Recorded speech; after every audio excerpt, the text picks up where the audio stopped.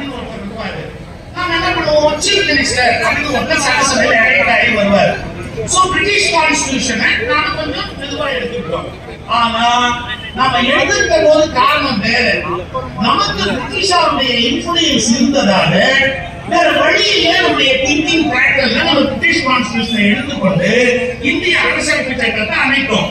இப்ப என்னோட கேள்வி என்னன்னு கேட்டா, பரிபூர்ணமான ஒரு வளர்ச்சி அடைந்த பிறகு அந்த பிரிட்டிஷ் கான்ஸ்டிடியூஷனை காப்பி அடிக்கக்கூடிய ஒரு கான்ஸ்டிடியூஷன் அமைப்பை இந்தியா வச்சிருக்க வேண்டிய அவசியம் இல்லை.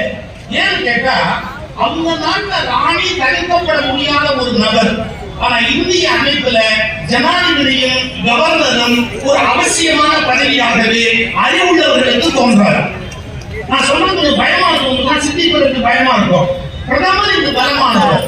பிரதமருடைய முடிவின்படிதான் பாராளுமன்றம் நடக்க வேண்டும். அது ஒரு முதல்வர் பலமானவர். முதல்வர் தெரிவித்தபடியே